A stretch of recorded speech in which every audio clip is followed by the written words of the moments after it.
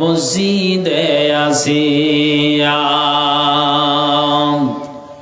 ওঠো ওঠো আল্লাহর বান্দারে, ওঠো রে জাগিয়া, ফজরেরই নামাজ পড়ো মসজিদে আসিয়া। ফজরের নামাজ কাজা হলে তোমার চেহারা রবে না ঝলমলে, তোমরা নামাজ পড়ো আসিয়া। ওঠো ওঠো আল্লাহর বান্দারে, ওঠো রে জাগিয়া, ফজরেরই নামাজ পড়ো মসজিদে আসিয়া। নামাজ শেষে বের হও তুমি খাবারের সন্ধানে, হালাল হারাম মেনে চলো, তোমরা নামাজ পড়ো আসিয়া। ওঠো ওঠো আল্লাহর বান্দারে, ওঠো রে জাগিয়া, ফজরেরই নামাজ পড়ো মসজিদে আসিয়া।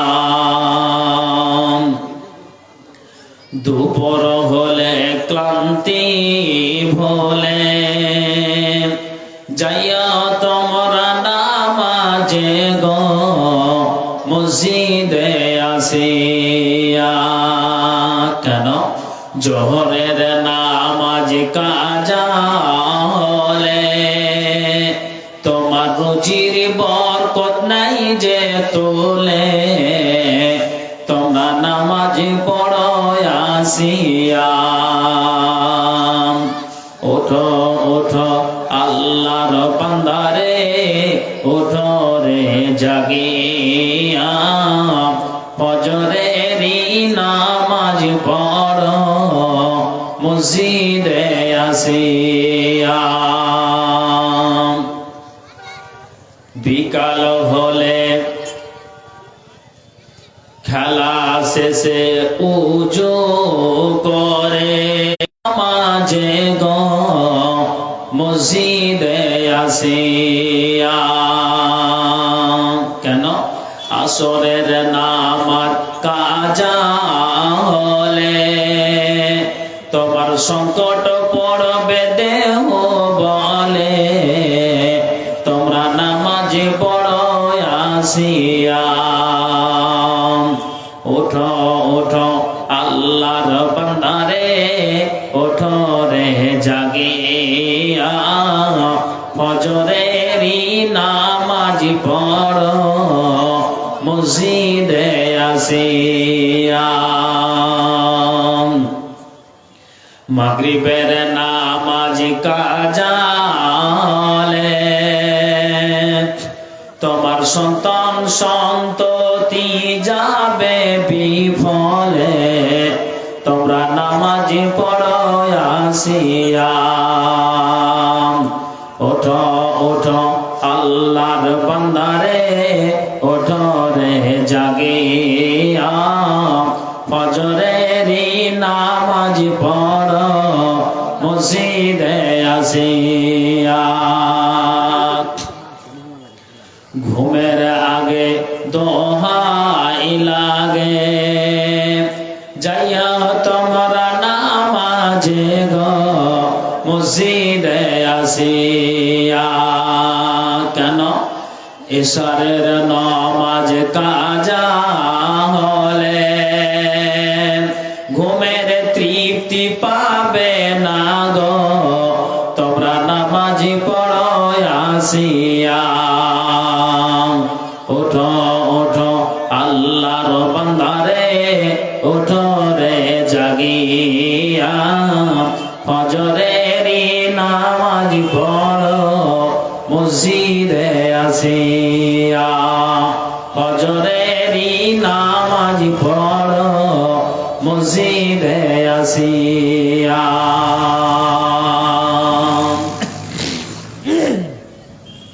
উপস্থিত কোরআন ও হাদিসের কর্ণধর ও মঞ্চে কেদারায় উপবিষ্ট যোগ্যতম সভাপতি মহাশয় এবং দূর দূরান্ত থেকে আগত তথাপি এলাকার সুপ্রিয় শ্রোতা মণ্ডলী, সর্বাগ্রে মহান স্রষ্টার কৃতজ্ঞতা জ্ঞাপন করি, যিনি আমাকে, আপনাকে, তিনাকে, উনাকে একটি ইসলামী সভায় একত্রিত হওয়ার তৌফিক দিয়েছেন। তাই উনারই আমরা কৃতজ্ঞতা জ্ঞাপন করে শেষ করতে পারবো না।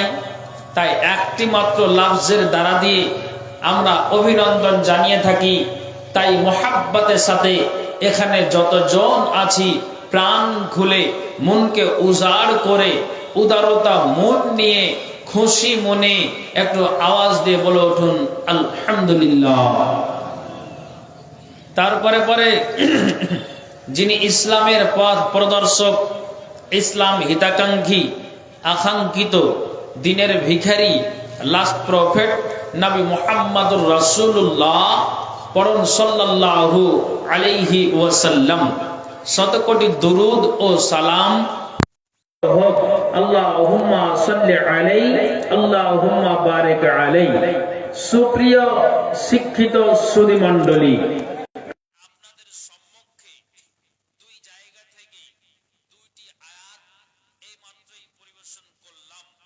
আশা করি যারা আরবিকের সঙ্গে যুক্ত আছেন সবাই অবগত বা বুঝতে পেরেছেন যে বিষয়টা কি হবে। তারপরেও এই নয়াটোলা দুলিহেপুর গ্রামের এই জালসাটার জন্য বড় একটা মেহনত আপনারা করেছেন। মেহনত করে আজকের দিনটা আপনারা পেয়েছেন। আল্লাহ তাআলা যতগুলি বক্তাদের আপনারা আহ্বান জানিয়েছেন সবাই হাজির হয়েছেন, এটা আল্লাহর দয়া, আপনাদের দোয়া। এই মেহনত করে এই দিনটি পেয়েছেন, তার জন্য আর একবার আল্লাহর শুকরিয়া জ্ঞাপন করব। একবার বলুন আলহামদুলিল্লাহ। তো ভাইজান, যে আয়াত দুটি পড়েছি আশা করি যে অবগত ওরাই যারা আরবিকের সঙ্গে যুক্ত রয়েছেন।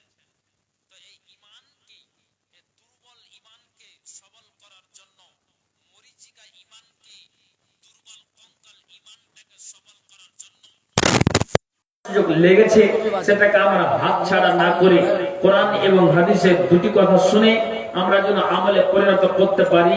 আল্লাহ তাআলা যেন তৌফিক দিন। একবার সকলে পড়ি আল্লাহুম্মা আমিন। ভাই বলুন আল্লাহুম্মা আমিন। ভাই, কথা যদি বলাই তাহলে বলবেন, না বলাই তো থাকবেন, এতেই আলহামদুলিল্লাহ।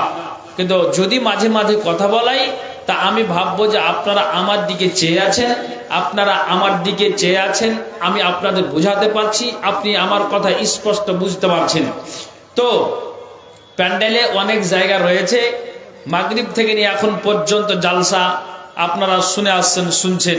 হামদ হলো, নাত হলো, কেরাত হলো, তারপরে আপনাদের এলাকাবাসী, গ্রামবাসীর ওলামাদের আপনারা বক্তব্য শুনলেন, আলহামদুলিল্লাহ। তো আমি একটা ছোট্ট আপনাদের কাছে দাবিটা হলো এটাই, ছোট বড় যতজন ওই জায়গাতে দাঁড়িয়ে আছেন যদি আদবের সহিত একটু বসে যান তো এটা আলহামদুলিল্লাহ আমি খুব আপনাদেরকে দোয়া দিব এবং আমি আপনাদেরকে একটা সুনাম করব। তো অতএব আপনারা যদি এই ফাঁকা জায়গাগুলোতে বসে যেতে পারেন তো এটা সবচাইতে ভালো আমি মনে করব। কেন শরীয়তি সভাতে এইভাবে দাঁড়িয়ে থাকাটা উচিত নয়। আপনারা দাঁড়িয়ে আছেন, অতএব আপনারা বসে যান, জায়গা অনেক রয়েছে। তো চলুন ভাই একটা কথা বলি, কথা হলো কোনটা? মহাব্বত, ভালোবাসা, প্যার, বন্ধুত্ব। আপনার সঙ্গে আমার বন্ধুত্ব আছে, মায়ের প্রতি ছেলের ভালোবাসা আছে, ছেলের প্রতি মায়ের ভালোবাসা আছে, আছে? আপনি বলবেন হ্যাঁ আছে। বাবার প্রতি ছেলের ভালোবাসা, ছেলের প্রতি বাবার ভালোবাসা বা ভালোবাসার একটা নজির আপনাকে দিই। বাবাকে কেউ আক্রমণ করছে, যদিও বাপ এবং ছেলেতে দীর্ঘদিন ধরে আলাপ আলোচনা নেই কোনো কারণবশত, তো তারপরও বাবাকে কেউ আঘাত করলে, কর্কশ ভাষা দিয়ে গালি দিলে, নিজের সন্তানটা আপনার থমকে দাঁড়ায় যে আমি এখানে স্বয়ং দাঁড়িয়ে আর আমি আমার বাবাকে গালি খেতে দিব, যদিও বাবা এবং ছেলের আলাপ আলোচনা দীর্ঘদিন ধরে নেই। তো বোঝা গেল যে বাবা এবং ছেলের ভালোবাসাটা আছে। আমি আপনাকে বলি, নিজের একটা পরের বেটিকে আপনি বিয়ে করে এনেছেন, ওটাকে না তো আপনার ভালোবাসা বিবি, বিবির প্রতি স্বামীর ভালোবাসা, স্বামীর প্রতি বিবির ভালোবাসা আছে, নইলে কিন্তু সংসার আপনার ঠিক থাকবে না। সংসারে 5-10 মিনিট পর পর একটা দ্বন্দ্ব, বিবাদ, ঝামেলা সৃষ্টি হতেই থাকবে। তাহলে বোঝা গেল যে আপনার স্বামী এবং বিবির প্রতিও ভালোবাসা আছে।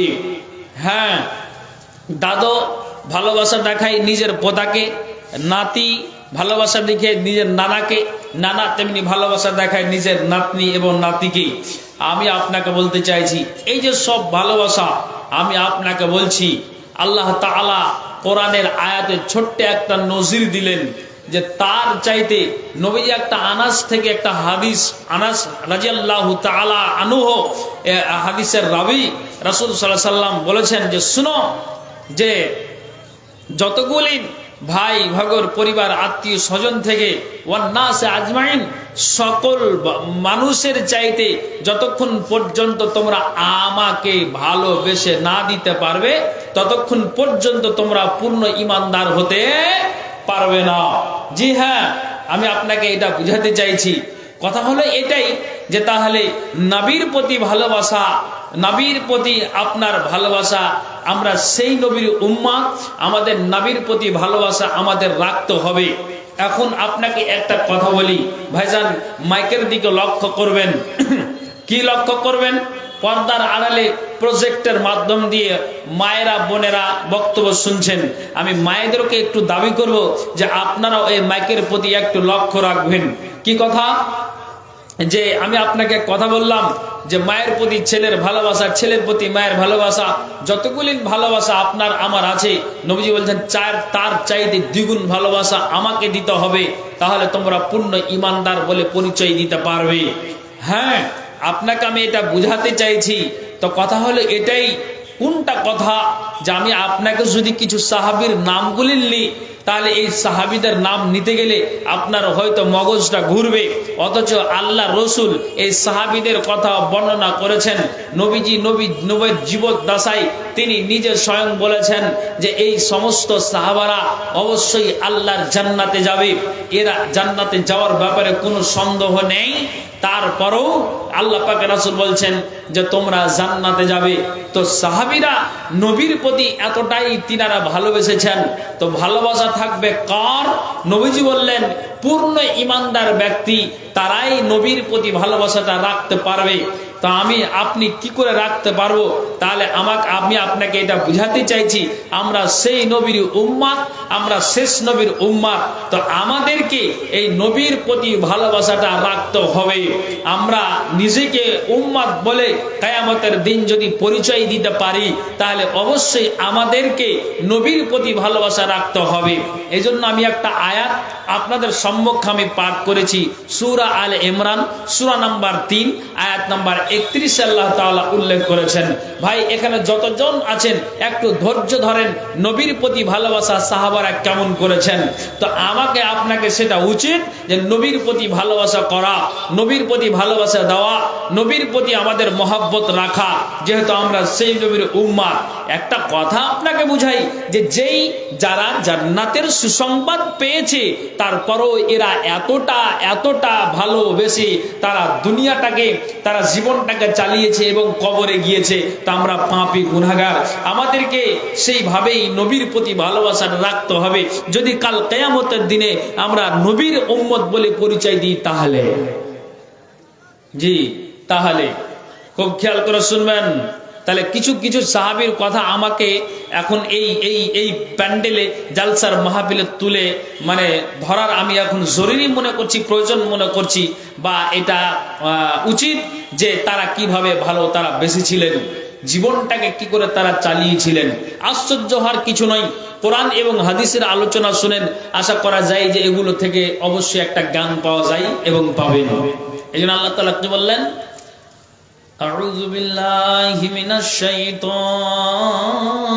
রাজীম, কুল ইন কুনতুম তুহিব্বুনাল্লাহ ফাত্তাবিউনি ইউহিব্বুকুমুল্লাহ।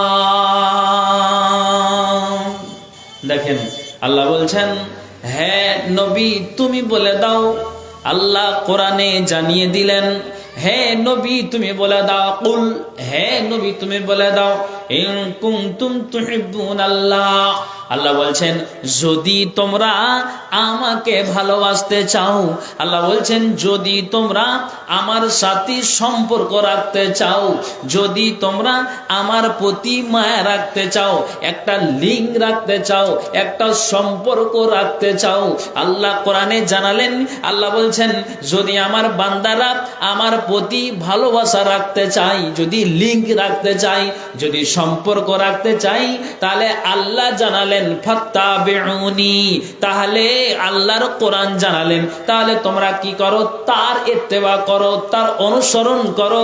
অনুসরণ কার? না তো নবী মুহাম্মদ সাল্লাল্লাহু আলাইহি সাল্লামের তোমরা অনুসরণ করো। যখনই তোমরা নবীর প্রতি ভালোবাসা রাখবে, নবীর প্রতি অনুসরণ করবে, তা আল্লাহ কোরআনে জানিয়ে দিলেন ইউহিব্বুকুমুল্লাহ, তখন আমি তোমাদেরকে ভালোবেসে দিব। কিন্তু ভালোবাসতে গেলে আগে তোমাদেরকে নবীর প্রতি ভালোবাসা রাখতে হবে। যদি নবীর প্রতি ভালোবাসাটা তোমাদের দ্বিগুণ হয় থেকে যায়, তাহলে অবশ্যই আল্লাহর সাথে তোমাদের সম্পর্ক থাকবে, এতে কোনো সন্দেহ নাই। একটু কথা বলবেন ভাই, এই কথাগুলি না আপনাদের মাইকের আওয়াজে বুঝে আসছে তো? একটু হ্যাঁ না বলেন তো দেখি। ঠিক আছে তো, অসুবিধা হচ্ছে না তো? হ্যাঁ, খুব খেয়াল করে শুনবেন। তাহলে আল্লাহ বলছেন যে যদি তোমরা আমাকে ভালোবাসতে চাও, তাহলে নবীর অনুসরণ করো, তাহলে আমি তোমাদেরকে ভালোবাসবো। তাহলে লিঙ্ক সম্পর্ক আল্লাহর সাথে রাখতে গেলে আল্লাহ নিজে বলছেন আমার নবী মুহাম্মদ, পড়ুন একটু জোরে দিয়ে, সাল্লাল্লাহু আলাইহি সাল্লাম, তার প্রতি ভালোবাসা রাখো। তা হাজি ভাই, নবীর প্রতি ভালোবাসা আমি আপনি রাখবো, তা আপনি বলবেন রাখতে পারবো তো? হ্যাঁ বলবো, হ্যাঁ আমি পারবো। তো কি করে পারবেন? আমি আপনাকে কথা বলছি, একটা জায়গাতে জালসা করতে গিয়েছি, তো গরমের সময় ওই লোকটা সেন্টু গাঞ্জি গায়ে দিয়ে বসে আছে। সেন্টু গাঞ্জি বুঝতে পারলেন তো? সেন্টু গাঞ্জি গায়ে দিয়ে বসে আছে, বুঝতে পারলেন তো? সেন্টু গাঞ্জি মানে ওই বগল কাটা, তো বগল কাটা গাঞ্জি গায়ে দিয়ে যে বসে আছে, তো অবশ্যই ওর বগল, ওর পাখনা আর শরীরের কিছু অংশ বুঝতে পারা যাবে না? হ্যাঁ না বলবেন?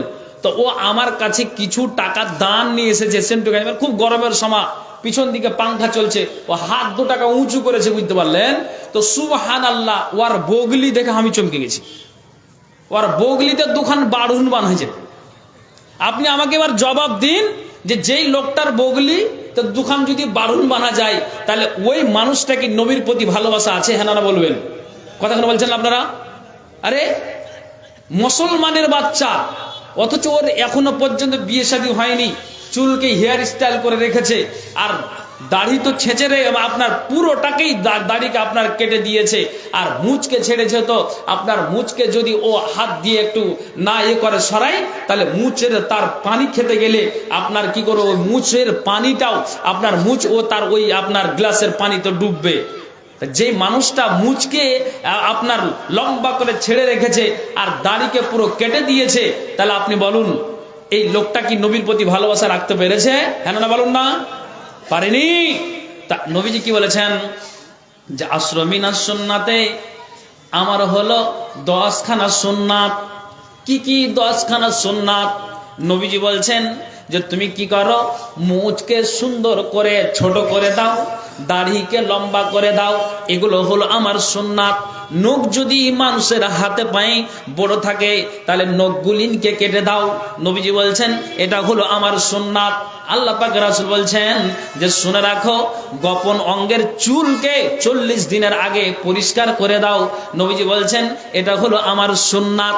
তারপরে যদি তোমার বাড়িতে বেটা ছেলের জন্ম নাই, তাহলে ওই বেটা ছেলের তুমি কি করো, খতনা করে দাও। আল্লাহ রাসূল বলছেন এটি হলো আমার সুন্নাত। তাহলে নবীজি বলছেন যে এই সুন্নাত গুলিনকে, এই নবীর তারিকাকে, পদ্ধতিকে যারা আমার উম্মতেরা মেনে দিতে পেরেছে, তারা নবীর প্রতি ভালোবাসা রাখতে পেরেছে। আর যারা এইগুলোকে, বিধানকে, নিয়মকে, কানুনকে যারা মেনে দিতে পারেনি, তো জেনে নিতে হবে ওই মানুষটা নবীর প্রতি ভালোবাসা রাখতে পারে না। জি, আপনি বলবেন যে ভালোবাসা কি করে রাখবেন? আজকে কয় তারিখ জি উমর ফারুক ভাই? আজকে 24 তারিখ, কালকে 25শে ডিসেম্বর। সবাই আমরা জানি, আমরা মুসলমানেরা মাথায় উঠিয়ে নিয়েছি যে 25শে ডিসেম্বর বড়দিন। আর 25শে ডিসেম্বর বড়দিনটা মানাবার জন্য আপনার যুবক মেয়ে আর আপনার যুবক ছেলে, আপনার মেয়ে আপনার ছেলে রাস্তাঘাটে চলে ডিজে বাজিয়ে। কিসের জন্য? না তো 25শে ডিসেম্বরকে মানার জন্য। সামনে আসছে 2025, হ্যাপি নিউ ইয়ার। মানবে কারা? না তো মুসলমানের বেটা আর বেটিরা। তাহলে যারা হ্যাপি নিউ ইয়ার, যারা এই 25শে ডিসেম্বর, যারা বড়দিনকে মানায়, যারা নতুন বর্ষকে মানার জন্য ডিজে বাজিয়ে পিকনিকে তারা কোনখানে মাঠে যায়? আল্লাহর কসম করে বলছি, আমার রাস্তার করে বাড়ি, সুবহানাল্লাহ, এত সারা রাত, ঈশার রাত্রি 10টা থেকে নিয়ে ফজরের আজান হওয়া পর্যন্ত তারা আপনার ডিজে বাজিয়ে পিকনিক খেয়ে তারা নতুন বর্ষকে মানাবার জন্য তারা কি করেছে? মাঠে এত হাড় কাঁপানো শীতের সময়ও তারা আপনার ডিজে বাজিয়ে ডান্স করে নতুন বর্ষকে মানার জন্য, পালন করার জন্য মাঠে এই রকমের তারা আচরণ করেছে। আমি আপনাকে বলবো, যেই উম্মতেরা, যেই নবীর উম্মত বলে দাবি করে, আর হ্যাপি নিউ ইয়ার নতুন বর্ষকে মানার জন্য মাঠে তুমি ডিজে বাজিয়ে তুমি কি করে তোমার ছেলেকে ছেড়ে দিয়েছো, আমি বলবো যে তোমার নবীর প্রতি ভালোবাসা নাই। ভালোবাসা থাকতে গেলে এই আচরণ তোমার দ্বারা দিয়ে কোসমিন কালো হতো না। আমি বলছি ঠিক না ভুলে একটু কথাটা জবাব দিবেন। এটা হচ্ছে 2025 না 2024? আসছে সামনে 2025, 2023 যখন নতুন বর্ষ 2024 পরে, বুঝতে পারলেন? আমি আপনাকে অবাক করে বলছি, কি করে ওই বাপটা মেয়েটাকে, একটা 18 থেকে 20 বছরের বেটিকে ছাড়তে পারে? বলছে আব্বাজি স্কুল থেকে আমাদেরকে ওই পিকনিক খাওয়ার জন্য, নতুন বর্ষকে মানার জন্য আমাকে তাও আমার লিস্টের নাম লিখেছে। তা আব্বা আমিও যাব। ওরে বেটি রে, তোমার লিস্টের নাম এসেছে, তো ঠিক আছে বেটি, কয় টাকা লাগবে? 500 টাকা লাগবে। বুঝলো না, জানলো না যে আমি কার সাথে পাঠাচ্ছি, মুহরেমাতের সাথে পাঠাচ্ছি। আরে হজ যদি করতে যায় একটা মেয়ে, তো তারপরে ওর সাথে একটা মুহরেমাত লাগবে। কথা বুঝতে পারছেন? মুহরেমাত বুঝতে পারলেন তো? মানে যাদেরকে বিয়ে করা হারাম আছে, এই ভাষা বুঝতে পারছেন কি? যাদেরকে বিয়ে করা হারাম আছে, আল্লাহর পবিত্র ঘর যাওয়ার জন্য যদি মুহররমাত সঙ্গী দেয়, তাহলে নতুন বর্ষকে মানাবার জন্য তুমি যুবক ছেলের সাথে তুমি তোমার মেয়েকে, 18 বছরের যুবক মেয়েকে তুমি ছেড়ে দিচ্ছ। যাও বেটি যাও, নতুন বর্ষ মানাবে। আরো কাউরের বেটি যাবে, আর কাউরের ছেলে যাচ্ছে। সুবহানাল্লাহ, আল্লাহর কসম করে বলছি, আপনার যারা যেই জায়গাতে তারা পিকনিক খেতে যাচ্ছিল, নৌকাতে 10 মিনিট পার হতে লাগবে, নৌকাতে তারা ডান্স চালাচ্ছে, মেয়েটাও নাচছে, ছেলেটাও নাচছে। আর এইদিকে আপনার ইউটিউব, ফেসবুক ভাইরাল হচ্ছে। কিসের জন্য? না তো নতুন বর্ষকে মানাবার জন্য আমরা বাড়ি থেকে বের হয়ে এসেছি। নাউজুবিল্লাহ বলুন। তাহলে আমি আপনাকে বলবো যে এই নারীরা, এই পুরুষেরা বা এই বাপটা নবীর প্রতি ভালোবাসা রাখতে পেরেছে? হ্যাঁ না বলুন? রাখতে পারিনি। কথা আপনার গায়ে লাগবে। আমি আপনাকে বলছি, এগুলোকে ত্যাগ করতে হবে। মুসলমানের বেটিরা কেন এরকম কোলাবাদা করবে? আপনি বলুন, মুসলমানের বাচ্চারা কেন নতুন বর্ষকে মানাবার জন্য তারা মাঠে ডিজে বাজিয়ে পিকনিকে তারা আনন্দ উল্লাসে মেতে থাকবে? আপনি কি বলছেন? এর জবাব আপনি কিয়ামতের দিন দিতে পারবেন? হ্যাঁ, এই জন্য আল্লাহ তাআলা কোরআন বলছেন, শোনো, যদি তোমরা আমাকে, আমার প্রতি লিঙ্ক রাখতে চাও, নবীর প্রতি ভালোবাসা রাখো, অনুসরণ করো, তাহলে আমি তোমাদেরকে ভালোবাসবো। তাহলে এইরকম নতুন বর্ষকে পালন করে এটা আপনার নবীর প্রতি ভালোবাসা নয়। জি ভাইজান, আমি আপনাকে ইতিহাস দিয়ে বুঝাচ্ছি, যাতে করে আপনার মগজে উঠে যায়। আপনার মগজে যেন এই কথাটা উঠে যায়। আপনি শুধু একটু ধৈর্য ধরে বসে থাকুন। আমি আপনাকে কি কথা দিচ্ছি যে ওরা জান্নাতি হোক, নবীর প্রতি ভালোবাসা কতটা তারা রাখতে পেরেছে। ভাইজান, আল্লাহ পাকের রাসূলের শ্বশুর হযরত উমর ফারুক রাদিয়াল্লাহু তাআলা আনহু, উনি এবং কিছু সাহাবী সাথী বন্ধুরাকে নিয়ে উনি যেন আসছেন মদিনা থেকে মক্কার দিকে। তো যখন উমর ফারুক এবং ওই সাথী বন্ধুরা আসছেন, দেখেন আমি আপনাকে বলছি, তখন সঙ্গী সাথীদের মানে কিছুক্ষণ সাঁতটা ছেড়ে দিয়েছে, সাঁত যে তাদের ছেড়ে দিয়েছে, তখন এবার ওখানে কিছুক্ষণ 1-2 মিনিট যতক্ষণই হোক উমর ফারুক রাদিয়াল্লাহু তাআলা আনহু বসেছেন। দিয়ে ও সঙ্গী সাথীরা বলছেন, উমর কি রাস্তাটাকে ভুল করেছে, উমর কি রাস্তাটাকে বদল করেছে, কিংবা আমাদেরকে ছেড়ে উমর কোথায় চলে গিয়েছে? তখন তারা একটা জায়গাতে দাঁড়িয়ে গিয়েছে, আর দাঁড়িয়ে যাওয়ার পর বলছেন যে উমর মনে হয় রাস্তাটা ভুল করেছে। 5 মিনিট কিংবা 2 মিনিট পরে আবার সঙ্গীদের সাথ হয়েছেন, উমরকে বলছেন, উমর কোনখানে তুমি গিয়েছিলে? তুমি কি রাস্তা ভুল করেছিলে, কিংবা তুমি রাস্তা কি বদল করেছিলে?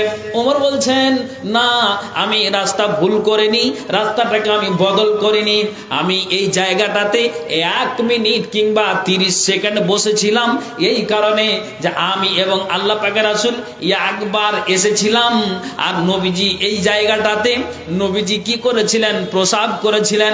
নবীজির এই জায়গাটাতে আপনার যেন কাজায়ে হাজাত তিনি সেরেছিলেন। তো আমি যখন আসলাম, নবী তো কবরে চলে গিয়েছে, আমি আসার পরে এই জায়গাটা দিয়ে যখন গমন করলাম, তো এই রাস্তাটার এই জায়গাটাতে নবীজি বসেছেন, তো আমার এই বসাটাকে স্মরণ হলো, কাজেই আমি হযরত উমর নবীর উঠাকে ভালোবাসি, নবীর বসাকে ভালোবাসি, নবীর চরিত্রটা যেমন, তা আমরা সেইভাবে নিজের জীবনটাকে গঠন করতে চাই, নিজের জীবনটাকে চালাতে চাই। এরা শুনে রাখো, আমি রাস্তাটা ভুল করিনি, একমাত্র বসেছিলাম এই জন্য নবীর অনুসরণ করে এই জায়গাতে আল্লাহ পাক রাসূল বসেছিলেন, তার জন্য আমার এটা স্মরণ হয়েছে, আমি ওই জায়গাটাকে আর আমি না বসে থাকতে পারলাম না। ভাইজান, হযরত উমর বলছেন, আমি ওই জায়গাটাতে না বসে থাকতে পারলাম না, আমি এই জন্য হযরত উমর ওখানে 1 মিনিট 1.5 মিনিট আমি বসলাম। কাকে বলে নবীর ভালোবাসা? নবীর ভালোবাসা দেখানোর জন্য সাথীদের সাথ ছেড়ে দিয়ে ওই জায়গাতে 1 মিনিট 30 সেকেন্ড বসেছিলেন কে? না তো হযরত উমর ফারুক রাদিয়াল্লাহু তাআলা আনহু। এই হযরত উমর ফারুক রাদিয়াল্লাহু তাআলা আনহুর ব্যাপারে নবীজি বলেছেন, আবু বকর, হযরত উমর তুমি যাবে জান্নাতে, তোমার নাম ঘোষণা দেওয়া হয়েছে যে তোমার নাম, তোমাকে 2য় নম্বরে জান্নাতের সুসংবাদটা দেওয়া হয়েছে। 1ম নম্বরে যার নাম নিয়েছে তার নাম হলো হযরত আবু বকর, 2য় নম্বরে যার নাম উল্লেখ করেছেন তার নাম হলো হযরত উমর। তো নবীজি বলে দিয়েছেন, তাহলে জান্নাতের সুসংবাদ পেয়ে যাওয়ার পরে নবীর অনুসরণ করছেন, নবী একবার এই জায়গাতে বসেছিলেন প্রয়োজন অনুযায়ী, আমার এটা স্মরণ হলো বলে আমি এই জায়গাটাতে বসলাম। কাকে বলে নবীর ভালোবাসা? তাহলে এই ভালোবাসা যদি আমার আপনার থাকে, তাহলে কিয়ামতের দিন আপনি আমি নিজেকে উম্মত বলে পরিচয় দিতে পারবো, নইলে নিজেকে পরিচয় দিতে পারবো না। ভাইজান, আমি আর একটা আপনাকে কথা বলছি। কি কথা? দুনিয়ার মানুষ, আল্লাহ কোরআনে জবাব দিলেন, আউযু বিল্লাহি মিনাশ শাইতানির রাজিম, কুল ইন কুনতুম তুহিব্বুনাল্লাহা ফাত্তাবিউনি ইউহিব্বুকুমুল্লাহ ওয়া ইয়াগফির লাকুম যুনুবাকুম ওয়াল্লাহু গফুরুর রহিম। আল্লাহ বলছেন, হে নবী তুমি বলে দাও, যদি তারা আমাকে ভালোবাসতে চায়, ফাত্তাবিউনি, তাহলে তারা যেন তোমার অনুসরণ করে, তাহলে অবশ্যই আমি তোমাদেরকে ভালোবেসে দিব। এর দুনিয়ার মানুষেরা আমার দিকে একটুখানি খেয়াল করবেন, কেমন ভালোবাসা। হযরত উমর বলছেন, যখন আমি ইসলাম গ্রহণের আগে, যখন আমি ইসলাম গ্রহণ করিনি, আমার বাপ অমুসলিম ছিল, আমিও অমুসলিম ছিলাম, কিন্তু আল্লাহ পাক রাসূল এ উমর আর আবু জাহালের জন্য দোয়া করেছিলেন, আল্লাহরে 2টা মক্কা নগরীতে পালখান আছে, 2টার মধ্যে একটাকে তুমি ফিরিয়ে দাও। আল্লাহ একটাকে ফিরিয়ে দিতে গেলে কোরআনটা আমরা যেন সাপোর্ট পেয়ে যাব। একজনকে আল্লাহ যাকে ভালো লাগবে আল্লাহ একটাকে তুমি ইসলামের মধ্যে ফিরিয়ে দাও। এরে আপনার নয়াটুলা দুলহপুর গ্রামের মানুষেরা আমার দিকে খেয়াল করে শুনবেন তো। হযরত উমর বলছেন যে যখন আমি ইসলাম গ্রহণ করার আগে আমি কি করতাম, আমার বাপ ছিল মূর্তি পূজারক, আমিও আমার বাবা সাথী বন্ধুদের দেখে আমিও কি করলাম, মূর্তিগুলোকে আমরা পূজা করলাম, মাটির পুতুলগুলোকে বানিয়ে আমরা ওই মাটির পুতুলগুলোকে শ্রদ্ধা করতাম, নিজেকে আমরা ওদেরকে আল্লাহ বলে দাবি করতাম, আবার ওদেরকে 10 মিনিট পরে ভেঙে চুরমাচাল করে দিতাম। কিন্তু হযরত উমর বলছেন যে যখন আমি ইসলাম কবুল করলাম, নবীজি আমার জন্য দোয়া করলেন, তা আমি যখন ইসলামের ছায়াতলে আসলাম, কোরআনের ছায়াতলে আসলাম, তখন হযরত উমর বলছেন যে আমি আমার জীবনটাকে এমন ভাবে চালাতে শুরু করলাম, আমি ছিলাম ইসলাম গ্রহণের আগে যেটা আমার মূল লাগছিল সেটাই আমি করছিলাম, কিন্তু যখন আমি আল্লাহর দ্বীনকে মেনে নিলাম, আমি যখন কোরআনটাকে মেনে নিলাম, আমি রাসূলের বিধানটাকে যখন আমি মেনে নিলাম, যখন আমি আল্লাহর বিধানকে রাসূলের বিধানকে যখন আমি মেনে নিলাম, তখন থেকে উমর বলছেন যে আমি নবীর অনুসরণ করতে লাগলাম। উমর বলছেন আমি কতদিন অনুসরণ করলাম, যতদিন পর্যন্ত আমি ধরার মাটিতে বেঁচে থাকলাম, আমি মৃত্যুর আগা পর্যন্ত আমি নবীর অনুসরণ করে আমি চাই আমি যেন আসলাম। এক কথাই নবীর কিঞ্চিত পরিমাণ আমি উল্টো করিনি, নবীর বিরোধিতা করিনি, নবীজি যেখানে যেটা আদেশ করেছেন আমি সেখানে সেটাই আমি পালন করেছি, নবীজি যেই কথাটার বাধা দিয়েছেন আমি হযরত উমর সেই কথাটাই আমি কি করেছি, ওই জায়গাতে আমি দাঁড়াই নাই। হযরত উমর বলছেন যে আমি ইসলাম গ্রহণের পর থেকে নিয়ে মৃত্যু পর্যন্ত আমি নবীজিকে এতটাই আমি শ্রদ্ধা, আমি এতটাই সম্মান জানালাম, আমি এতটাই ভালোবাসলাম যে আমার মৃত্যু পর্যন্ত আমি নবীজিকে স্মরণ করেই আমি কবরে চলে গেলাম। জি, এই হলো নবীর প্রতি ভালোবাসা। নবীজি কি বলেছেন শোনো, অতক্ষণ পর্যন্ত তোমরা পূর্ণ ঈমানদার হতে পারবে না যতক্ষণ পর্যন্ত তোমরা বাপের চাইতে, মায়ের চাইতে, বন্ধু বান্ধবের চাইতে, আত্মীয় স্বজনের চাইতে, ওয়ান্নাস আজমের সকল মানুষের চাইতে আমাকে বেশি ভালো না বেশি দিবে। ভাইজান কথা বলতে পারছেন তো? একটু হ্যাঁ না বলবেন। এই হলো হযরত উমরের ভালোবাসা। তাহলে জান্নাতি মানুষগুলো কিভাবে নবীর প্রতি ভালোবাসা রেখেছেন আর আমাকে কিভাবে রাখতে হবে, আপনি এই কথাগুলি মগজে উঠিয়ে আপনি বাড়ি নিয়ে যান। ভাইজান আমি আপনাকে আর একটা কথা বলবো, কাকে বলে ভালোবাসা আপনি শুনুন, শুধু আপনাকে আমি কোরআন এবং হাদিসের আলোচনা দিয়েই আমি আপনাকে বুঝাবো যাতে করে আপনার মগজে উঠে যায়। যখন আল্লাহ পাকের রাসূল যখন তিনি অসুস্থ হলেন, এক কথায় তিনি 13 থেকে 14 দিন অসুখ থাকার পর নবীজি দুনিয়া থেকে বিদায় হয়েছেন। তো নবীজি যখন অসুস্থ ছিলেন তার আগে আউস বিন খাওলি, তিনার বাড়িটা একটু দূরে ছিল মক্কা নগরী থেকে। তো আউস বিন খাওয়ালি জানতে পারলেন যে নবীজি অসুস্থ হয়ে আছেন, তখন আউস বিন খাওয়ালি আসলেন, এসে নবীর জামাই হযরত আলীকে বলছেন, ভাই আলী একটা কথা তুমি কান খুলে শোনো, আলী তোমাকে একটা কথা আমি শোনাতে চাই, একটা কথা আমি বুঝাতে চাই। কথা হলে এটাই, কোনটা কথা বুঝাতে চাই, আমি নবীকে এতটাই ভালোবাসি, নবীর প্রতি আমার প্রেম ভালোবাসা মহব্বত এতটাই আছে, আমি এতটাই নবীজিকে সম্মান জানাই, আমি নবীজিকে এতটাই শ্রদ্ধা করি। কিন্তু আমি আউস বিন খাওয়ালি ইনি কে না, তো ইনি হলেন বদরি সাহাবী, 313 থেকে 14 জন আপনার যে বদরের প্রান্তে শহীদ হয়েছেন, আপনার 313 থেকে 14 জন যা আপনার ওই আপনার বদরের প্রান্তে যে বদরি সাহাবী ছিলেন আর শহীদ হয়েছেন বদরের প্রান্তে কতটি, 13 থেকে আপনার 14 জন। আমি আপনাকে বলতে চাইছি যে এই বদরি সাহাবী আউস বিন খাওয়ালি হযরত আলীকে বলছেন নবীজি এখন অসুস্থ হয়ে আছেন, কখন মারা যাবে এটা আল্লাহ ছাড়া কেউ জানে না, আর নবীজিরা মৃত্যুবরণ করেন তো তার আগে আল্লাহ পাঠান যে যদি তোমরা দুনিয়াতে বাঁচতে চাও তাহলে তোমাদেরকে দুনিয়াতেই রেখে দেওয়া হবে। আর যদি এই দুনিয়া ছাড়তে চাও তাহলে মালাকুল মউত এসে তোমাদের জানখানা কবজ করে নিয়ে চলে যাবে। তো আজ রাতে আউস বিন খাওয়ালি বলছেন, আলী আল্লাহর কসম দিয়ে তোমাকে বলছি, নবীজি এখন অসুস্থ হয়ে আছেন, কখন তিনি চলে যাবেন এটা তো জানতে পারবো না, কিন্তু তোমাদের বাড়ি থেকে আমার বাড়িটা দূরে, কিন্তু তুমি আমাকে একটুখানি খবর দিও যে নবীজি মারা গিয়েছে। হযরত আলী বলছেন যে নবী মারা গিয়েছে, খবরটা দিব কিসের জন্য? তখন ওই আউস বিন খাওয়ালি বলছেন যে আমি খবর এই জন্য চাইছি, নবী যখন মারা যাবেন তখন আমি আউস বিন খাওয়ালি আসবো, আর আসার পরে নবীজির মাথা থেকে নিয়ে পা পর্যন্ত আমি কি করব?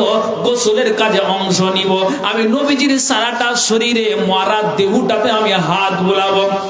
এক কথাই নবীজিকে আমি এতটাই ভালোবাসি, কিন্তু শেষ মুখখানা আর শেষ দেহটা আমি আল্লাহ রাসূলের দেখতে চাই। কিন্তু আমি চলে যাচ্ছি আমার বাড়ি, কিন্তু খবরদার আলী তুমি খবর দিও আমি যেন আল্লাহ রাসূলের মরা দেহটাতে হাত বুলাতে পাই। একবার বলেন তো সুবহানাল্লাহ। আপনাদের কি এই বক্তব্য শুনে বিরক্ত লাগছে? তাহলে কি বুঝতে পারলেন? আউস বিন খাওয়ালি নিজে বলছেন, আলী এটা তোমাকে দায়িত্ব দিলাম। কেন? গোসলের কাজে নবীজির 5 জন অংশ নিয়েছিলেন, তার ভিতরে আউস বিন খাওয়ালি। আউস বিন খাওয়ালি বলছেন, আমার এটাই মনের আকাঙ্ক্ষা, মনের বাসনা যে আমি নবীজির সারাটা শরীরে আমি পানি ঢালবো আর আমি হাতটা বোলাবো। কেন? যেহেতু আমি নবীজিকে ভালোবাসি। তখন আবু তালহা উনি কি বলছেন যে কে গোসলের কাজে অংশ নিবে, কে পানি ঢেলে দিবে, কে নবীজির সারাটা শরীরে হাত বুলাবে? আবু তালহা বলছেন, কিন্তু উনি বলছেন যে নবী যখন মারা যাবে আমি কাউকে কবর খনন করতে দেব না। আমি নিজে একটা বাড়ি থেকে কোদালকে নিয়ে যাব, আমি নিজে একটা শাবলকে আমি নিয়ে যাব, আমি নিজে আমি গোটাকে ফিনিশিং করার জন্য যতটুকু হাতিয়ার লাগে আমি নিজেই নিয়ে যাব। কে বলছেন? না তো আবু তালহা। এরে তোমাদের যদি ভালোবাসা নবীর প্রতি থাকে তাহলে আমারও নবীর প্রতি ভালোবাসা আছে। তোমরা কে গোসলের কাজে অংশ নিবে নাও গা, এটা ঠিক আছে, কিন্তু আমি নিজে আবু তালহা নবীর কবরটাকে আমি খনন করব। আমিও তোমাদের চাইতে নবীজিকে কম ভালোবাসি না রে। সুবহানাল্লাহ। এরা উম্মতেরা, এরা নবীর উম্মতেরা কান খুলে শোনো, এরা জান্নাতি মানুষ, তারপরও এরা নবীজিকে জান প্রাণ দিয়ে ভালোবাসতেন। আপনি শুনেন তো, কে আপনার জন্য গোসলের কাজে অংশ নেওয়ার জন্য আগেই থেকে তিনি মানুষকে বলছেন, কে যেন কবর খোঁড়ার জন্য নবীজির ব্যাপারে আগেই থেকে বলছেন? আপনি বলেন তো, আমি সেই নবীর উম্মত, যদি নবীর সুন্নাত গুলিনকে আমরা মেনে চলি, নবীর তারিকা অনুযায়ী যদি আমরা মেনে চলি, তাহলে জেনে নিতে হবে কাল কিয়ামতের দিন আমরা উম্মত বলে পরিচয় দিতে পারবো, নইলে কিয়ামতের দিন আমার আপনার কোনো রকমের রেহাই থাকতে পারে না। আল্লাহু আকবার। তাহলে এই ভালোবাসা আমার আপনার রাখতে হবে। আমি আপনাকে কথা বলি, পর্দার আড়ালে মা বোন বসে আছেন তো, একটা কথা আপনাকে শোনাচ্ছি, খুব খেয়াল করে শুনে। আমার বক্তব্যটা হচ্ছে নবীর প্রতি ভালোবাসা তারা কিভাবে রেখেছিল, আমাদের কিভাবে রাখতে হবে। এই জন্য আমি আপনাকে শুরুতে এই কথা দিয়ে বুঝাচ্ছি। কেন? নবীর একটা ফুফু, তার নাম হচ্ছে সাফিয়া। তো সাফিয়া উহুদের প্রান্তে যাচ্ছেন কিসের জন্য? না তো ওই লাশগুলিকে দেখার জন্য। 70 জন যে সাহাবীরা শহীদ হয়েছিলেন, তো তার ভিতরে নবীর চাচা আমির হামজা, এটা সাফিয়ার এটা নিজের আপন ভাই ছিল। কে? না তো ওই আমির হামজা। তো সাফিয়ার খবরটা আল্লাহ রাসূল জানতে পারলেন। মা বোন কান খুলে শুনবেন যে উহুদের প্রান্তে আমার ফুফু আসছে মরা লাশকে দেখার জন্য, যেটা শরীয়তে জায়েজ নয়। তখন ওই সাফিয়া যখন আসছেন, তখন আল্লাহ রাসূল নিজের ফুফাতো ভাই জুবাইরকে বলছেন, জুবাইর তোমার মা খুব ঝাড়া পেয়ে হাঁটা দিচ্ছে, তোমার মাকে তুমি আটকাও যেন উহুদের প্রান্তে না যায়। জুবাইর সরাসরি এই কথাটা নবীর মুখ থেকে জানতে পেরে নবীজি কথাটাকে ওই জুবাইর তার মাকে বলছেন, মা নাহা রাসূলুল্লাহ সাল্লাল্লাহু আলাইহি ওয়াসাল্লাম, তুমি এক পা আর আগে বাড়ায়ও না, তুমি এখান থেকে দিতাম হয়ে বাড়ি চলে যাও। তখন সাফিয়া কি করলেন? রাস্তাটাকে বদল করলেন আর উহুদের প্রান্তে গেলেন না। কেন গেলেন না? সাফিয়া তখন বলছেন, ঠিক আছে, কেন? নবীজিকে ভালোবাসি, আল্লাহর দ্বীনকে ভালোবাসি, কোরআনকে ভালোবাসি, এখন যদি আমি এই কথাটাকে অমান্য করে উহুদের মাত্রাতে আমি চলে যাই, তাহলে এটা নবীজিকে অস্বীকার করা হলো। আর যে মানুষটা নবীর কথাকে অস্বীকার করে চলবে, তাহলে জেনে নিতে হবে ওই মানুষটা নবীর প্রতি ভালোবাসা রাখতে পারলো না। তাহলে আমি সাফিয়া, আমার ওটা ভাতিজা, এটা কথা আমার উচিত হবে না যে নবীর কথাটাকে অস্বীকার করে উহুদের প্রান্তে আমি যাই। তখন আমি আল্লাহ রসুলের কথা মতো রাস্তাটাকে আমি বদল করে নিলাম। এক কথায় একবার বললেন সাফিয়া রাস্তাটাকে বদল করে নিলেন। তাহলে আমি আপনাকে বলছি, নবী যা বলেছেন এই কথাগুলিকে যদি আমরাও এভাবে অনুসরণ করে চলি, মেনে চলি, তাহলে জেনে নিতে হবে আমার আপনার দিলে অন্তরে নবীর প্রতি ভালোবাসা আছে, নচেত ভালোবাসা নাই। জি, এই হলো নবীর প্রতি ভালোবাসা। আপনি দেখুন যে এই সাফিয়া একবার বলা মাত্রই রাস্তাকে বদল করে দিলেন। তাহলে মা বোনেরা এইভাবে উচিত নবীকে অনুসরণ করে চলা। যে এই জন্য আল্লাহ তাআলা বলছেন, শোনো, যদি আমার সাথে লিঙ্ক সম্পর্ক রাখতে চাও তাহলে কি করো, নবীর প্রতি অনুসরণ করো, নবীকে তোমরা ভালোবাসো, তাহলে আমি অবশ্যই তোমাদেরকে ভালোবাসবো। একবার জোরে বলুন সুবহানাল্লাহ। কেমন ভালোবাসা? আল্লাহ পাকের রাসূলের একাধিক বিবি, তার ভিতরে একটার নাম হচ্ছে উম্মে হাবিবা রাদিয়াল্লাহু তাআলা আনহা। এই উম্মে হাবিবা আল্লাহ পাকের রাসূল একদিন একটা হাদিস পাঠ করছেন। হাদিসটা কি পাঠ করছেন? নবীজি বলছেন যে শোনো, দিনে আর রাতে আল্লাহ তাআলা 5 ওয়াক্ত নামাজকে ফরজ করেছেন। আর 5 ওয়াক্ত নামাজের সাথে সাথে নবীজি সুন্নাত গুলিকে দিয়েছেন কত রেকাত? না তো সুন্নাতে মুআক্কাদা হলো 12 রেকাত, আর একটা বর্ণনা আছে 10 রেকাত। তার যাই হোক না কেন, নবীজি বলছেন যারা দিনে আর রাতে কত রেকাত সুন্নাতকে পড়বে, না তো 1-2 করে 5 ওয়াক্তের নামাজে 12 রেকাত সুন্নাত পড়বে। আপনি কি করে পড়বেন? নবীজি বলছেন জোহরের আগে তুমি 4 রেকাতকে পড়ে দাও, জোহরের পর জামাতের পরে তুমি 2 রেকাতকে পড়ে দাও। 4 আর 2 কত হলো? না তো 6 রেকাত হলো। আসরের আগে আর পরে সুন্নাতে মুআক্কাদা নাই। তবে একটা হাদিসে এসেছে যদি কোনো মানুষ আজানের পর মসজিদে ঢুকে, একটা তো দাখিলা 2 রেকাত মসজিদের নামাজ আছে, কিন্তু নবীজি বলছেন যারা ওই আসরের জামাতের আগে যদি 4 রেকাত সুন্নাতটাকে পড়ে দেয়, যদিও এটা সুন্নাতে মুআক্কাদা নয়, তো নবীজি বলছেন রাহিমাল্লাহু ইমরান, আল্লাহ তার প্রতি রহম করেন, তার প্রতি দয়া করেন, তার প্রতি মায়া করেন, আল্লাহ তার প্রতি ভালোবাসা রাখেন, সম্পর্ক রাখেন কার? যারা প্রতিদিন নিয়মিত আসরের আগে 4 রেকাত সুন্নাতটাকে পড়ে দিল। আল্লাহ যেন বলছেন আমি তার প্রতি রহম বর্ষিত করলাম, আমি তার প্রতি রহম বর্ষিত আমি করেই যাব।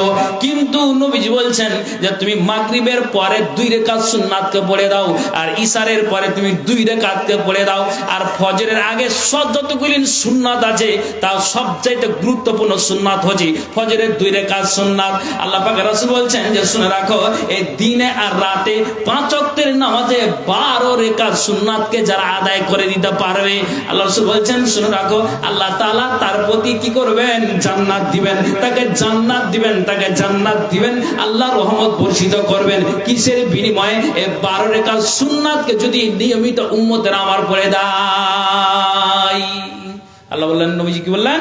তাদের জন্য জান্নাত। একবার জোরে বলেন তো সুবহানাল্লাহ। আমার হাদিসের এবারটাও জানা আছে, আমি আপনাকে তর্জমাটা দিলাম, আমি শোনাচ্ছি, আপনাকে খুব খেয়াল করে শোনেন। উম্মে হাবিবা এই কথাটা শুনতে পেলেন? কার কথা বললাম একটু নামটা বলেন তো, শুনছেন কিনা আপনারা? উম্মে হাবিবা, এটা কে বললাম? কারকে? নবীর। এটা কি? আল্লাহ রাসূলের বিবি, এটা উম্মে হাবিবা। তো এই হাবিবা বলছেন যে 12 রেকাত সুন্নাত যদি প্রতিদিন নিয়মিত পড়ি, তাহলে এই 12 রেকাত সুন্নাতের বিনিময়ে আমি কি করব? কিয়ামতের দিন আমি জান্নাত পাবো। তখন উম্মে হাবিবা এই কথাটা আড়াল থেকে শুনতে পেয়ে তখন উম্মে হাবিবা কি বলছেন? যদি ফরজ নামাজ আদায় করি, আল্লাহর সাথে সম্পর্ক, আল্লাহর সাথে ভালোবাসা, আর 12 রেকাত সুন্নাতকে যদি আদায় করি প্রতিদিন, তাহলে নবীর প্রতি ভালোবাসা, তাহলে আমি আজ থেকে শপথ করলাম, আমি আজ থেকে নিয়ত করে নিলাম, আমি তো এই কথাটা নবীজির আগে আমি এই কথাটা শুনতে পাইনি নবীজির মুখ থেকে, এখন আমি শুনলাম, কিন্তু তার আগেও নবীজির শোনার আগেও আমি নিয়মিত উম্মে হাবিবা 12 রেকাত সুন্নাতকে আমি পড়ে দিতাম, কিন্তু এখন আমি জানার পরে আমার দিলটা মজবুত হলো, আমি আমার ইমানটাকে শক্ত করলাম, আমি আল্লাহর কাছে ফারিয়ে জানালাম, আল্লাহ যতদিন আমি ধরার মাটিতে বেঁচে থাকবো, আল্লাহ তোমার কাছে অ্যাপ্লিকেশন, তোমার কাছে আমার দাবি, তুমি আমার শরীরটাকে ভালো করো, সুস্থ শরীর রাখো। আল্লাহ যতদিন আমি এই ধরার মাটিতে বেঁচে থাকবো, যতদিন তুমি আয় দিয়েছো, আল্লাহ নবীর কথাটাকে আড়াল থেকে শুনতে পেলাম, নবীর প্রতি আমার জন্য সম্পর্ক থাকে। এক তো আমি স্বামী বলে খিদমত করি, কিন্তু আখেরি নবী বলে আমি কি করি, এটা উম্মতি বলে আমি পরিচয় দিতে চাই কিয়ামতের দিনে। উম্মে হাবিবা বলছেন যে আমি যতদিন বাঁচবো, আমি আল্লাহর কসম খেয়ে নিলাম, কোনো দিন আর এই 12 রাকাত সুন্নাতকে ছেড়ে দেব না। একবার জোরে বলুন সুবহানাল্লাহ। এই কথা মেনে দিতে পারলে নবীর প্রতি ভালোবাসা আমার আপনার থাকবে, নজর থাকবে না। তা আজকালকার নমাজি আপনাকে কি বলবো, জি ভাই, হ্যাঁ জোহরের আজান হচ্ছে, মসজিদে ঢুকলো, এই করতে সেই করতে জামাত চালু হয়ে গেছে। ঠিক আছে, জামাত ধরে নেন, ধরেন, নামাজটা পড়েন, নামাজ পড়লেন, তারপরেও তো আপনি সুন্নাতটাকে আদায় করতে পারেন। তা আদায় করা দূরের কথা, যাহা ফরজ হলো, তারপরে যে আপনার জিকির তসবিহ তাহলিল আছে, এটা তো দূরের কথা। আসসালামু আলাইকুম রাহমাতুল্লাহ, আসসালামু আলাইকুম রাহমাতুল্লাহ। তারপরে আপনি মসজিদ থেকে বেরিয়ে গেলেন, সময় দিলেন ফরজের সময়। নবী বলছেন সম্পর্কটা যদি আমার সাথে রাখো, তাহলে নিয়মিত এই 12 রাকাত সুন্নাতকে তুমি পড়ে দাও। নাই এরকম মুসাল্লি নেই, আপনার গ্রামে না থাকতে পারে, আপনি কত নেবেন? আমার গ্রামের কথা চলেন, আমার বাড়ি আমার সাথে, আপনাকে আমি চাক্ষুষ প্রমাণ দেখিয়ে দিব যে এই নমাজি আছে। তাহলে আপনি বলুন যে যারা এইভাবে আপনার কি করে মসজিদ যায়, আর কি করে আপনার আল্লাহকে সময় দিতে 10 মিনিট আপনার ব্যথা হয়ে যায়, সুন্নাত পড়তে আপনার মগজটা ঘুরে যায়, তা আপনি নিজেকে বলবেন যে আমি নিজেকে উম্মাত বলে কিয়ামতের দিন পরিচয় দিতে পারবো, কিংবা আমি নবীর প্রতি আমি ভালোবাসা রেখেছি? কথা বলুন।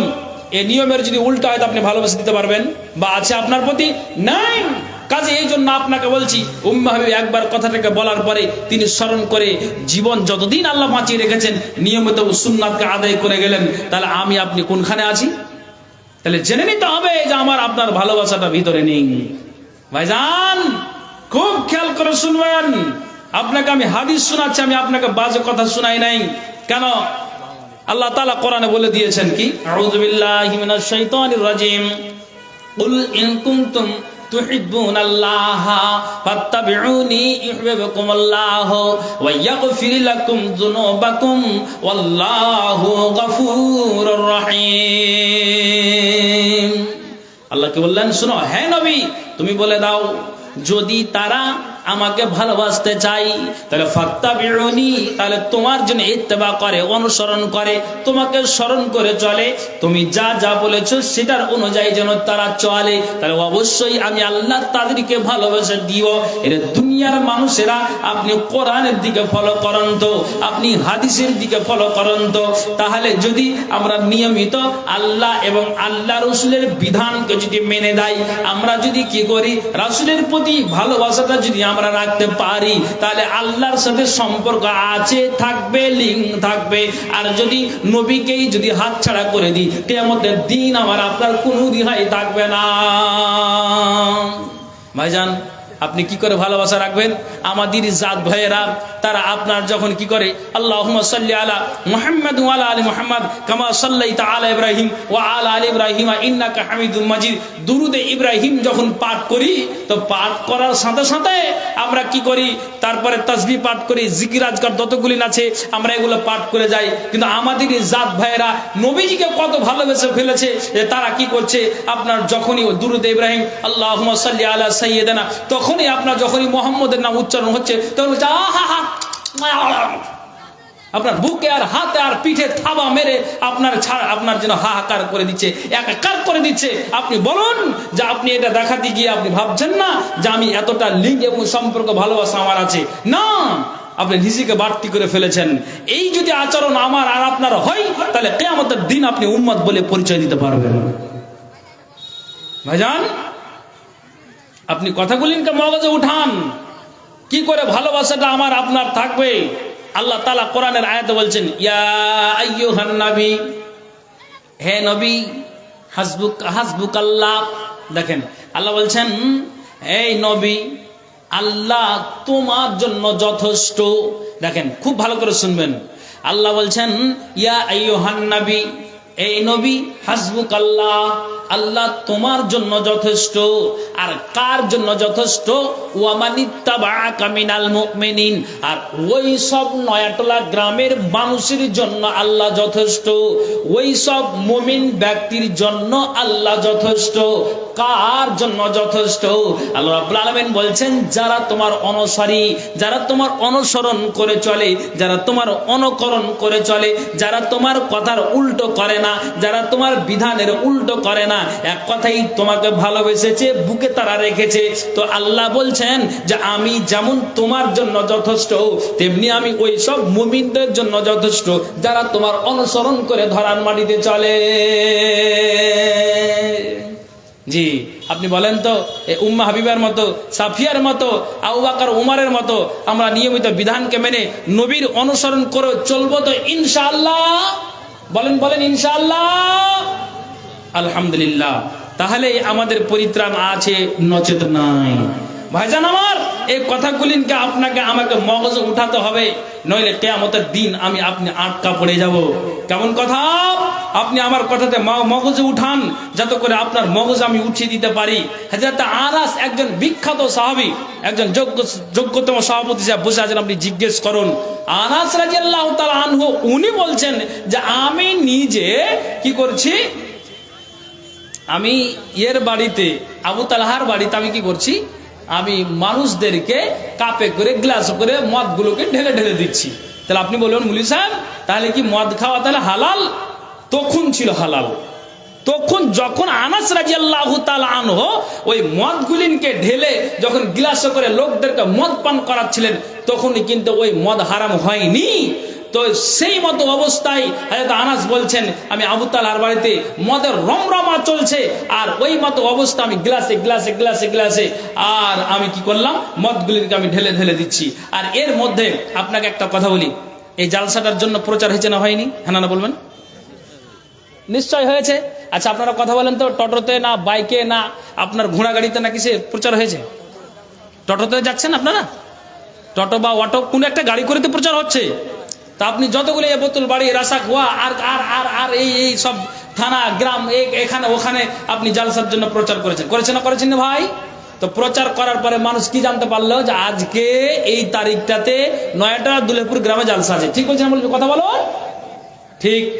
তো তেমনি আনাস বলছেন আমি নিজে ওই গ্লাসগুলিনকে একটা করে ধরিয়ে দিই, আর আমি ওই মানুষগুলিনকে নিজে মদগুলিনকে ঢেলে ঢেলে দিই। কে বলছেন? না তো আনাসের মতো একজন বিখ্যাত সাহাবী।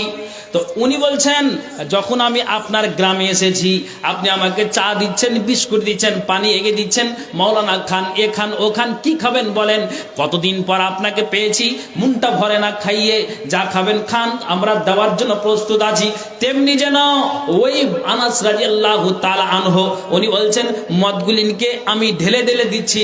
আর এমন সময় এই জালসার প্রচারের মতো একজন আল্লাহ রসুলের একজন ঘোষক ঘোষণা দিচ্ছে, এরে দুনিয়াবাসীরা, এরে মক্কাবাসীরা, এরে আপনার মক্কার কান্ট্রির মানুষেরা, তোমরা কান খুলে শোনো, আল্লাহ তাআলা চিরজনবের মতো মদটাকে হারাম করে দিয়েছেন। অতএব তোমরা মদকে তোমরা পান করিও না। যার বাড়িতে মদ আছে এক কথাই তোমরা মদের রমরমা চালাও, তো এই মদটাকে তোমরা খবরদার খেতে যেও না। তখন এবার হযরত আবু তালহা বলছেন যে এটা একটা কিসের শব্দ কানে আসলো না? যখন জালসার প্রচার হয়, কোন মানুষ যদি ঘরের ভিতরে থাকে তাহলে বুঝতে পারলো না যে এটা কিসের আওয়াজ প্রচার হয়। আপনি রাস্তাতে বেরিয়ে আসলেন, বুঝতে পারলেন আজকে জালসার প্রচার হচ্ছে। আবু তালহা বলছেন উখরুজ, বেরিয়ে দেখো তো, যাও তো কিসের একটা শব্দ হচ্ছে। তা আনাস বলছেন আমি যে মদগুলিনকে ঢেলে দিচ্ছি, আর ওই মতো অবস্থায় আমি আনাস বেরিয়ে গেলাম।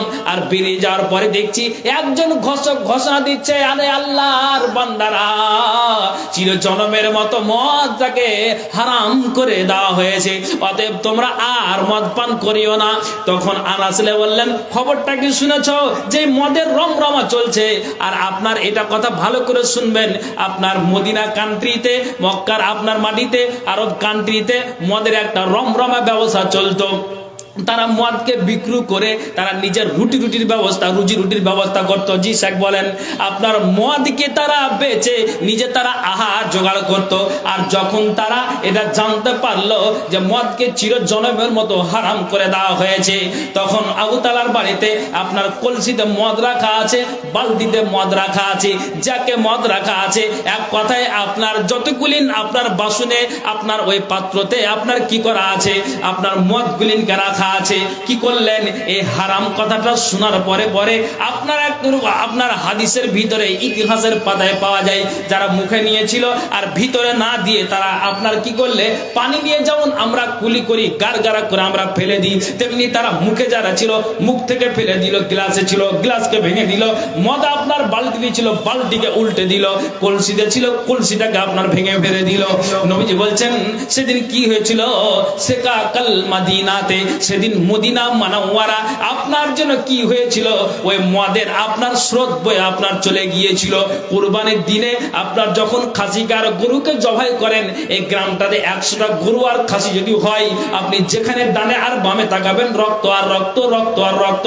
তেমনি সেই দিন ওই যেদিন মদকে হারাম করে দেওয়া হয়েছিল, সেই দিন কি করেছিল মদিনা মানওয়ারা আপনার কি হয়েছিল, এক কথায় আপনার মদের স্রোত প্রবাহিত হয়েছিল।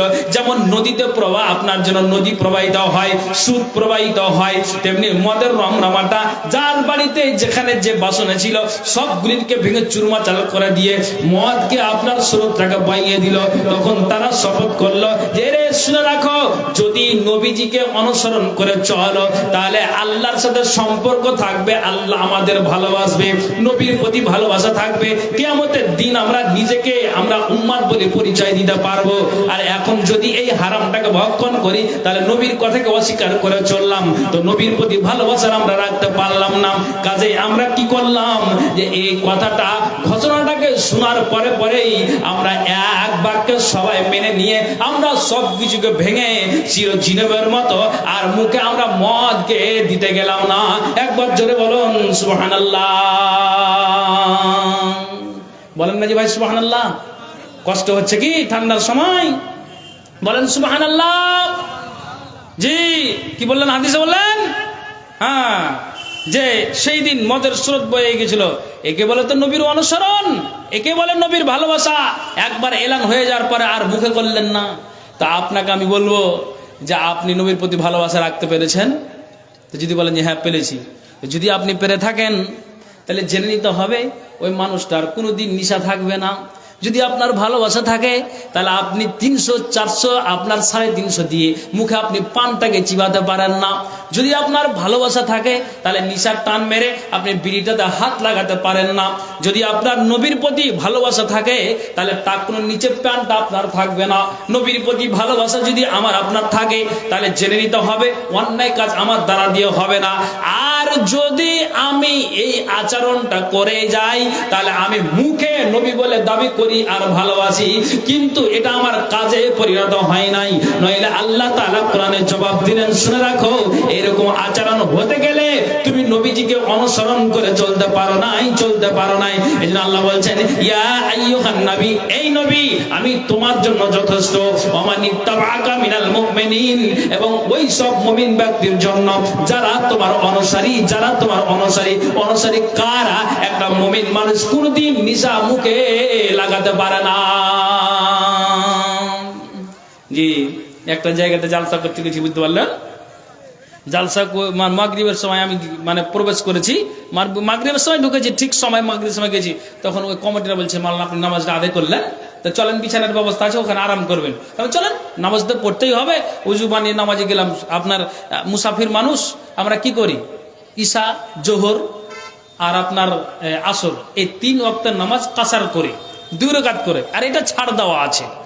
আর মাগরিব আর ফজর তো আপনার ওই 1.5 রাকাত আর 1 রাকাত তার হবে না, ওটাকে পুরো করে পড়তে হবে। কথা বলতে পারছেন পারেন না? তো 3 রাকাত নামাজ আদায় করার পরে সালাম ফেরার পর তাসবিহ তাহলিল করছি। একটা লোক আল্লাহুম্মা ইন্না আসআলুকা মিন ফাজলিক, মসজিদ থেকে বের হতে গেলেই এই দোয়াটা পাঠ করতে হয় না? তো নবীর তারিকা হলো কি, এই নবীর তারিকা হলো কি, যে যখন বের হবে তখন কোনটা পা, কোনটা বাজি? আচ্ছা, আর যখন ঢুকবেন তখন, এটা তো জানা আছে। তো ও আল্লাহ ফাজলিক এটা কথা না বলে ও সালাম ফিরার পরে মসজিদে বের হয়ে কয়েছে যে হ্যাঁ মডল বিড়ি টিটা আছে, হ্যাঁ নিশা উঠে গেছে। আরে মসজিদ থেকে বাম পাতে বের হতে বলছে বিড়ি চুটি আছে, এটা হলো আর দুয়া মসজিদ থেকে বের হওয়া। হায় হায় হায়। তাহলে আমি আপনাকে বলবো মদের এই আপনার ঘোষণাটা হারাম ঘোষণা শোনার পরে কি করলেন, সমস্ত কিছু মদের বর্তনগুলোকে ভেঙে ফেলে দেওয়া হলো। এটাই হলো নবীর অনুসরণ, এটাই হলো নবীর ভালোবাসা। তা আপনি কখন শিখবেন?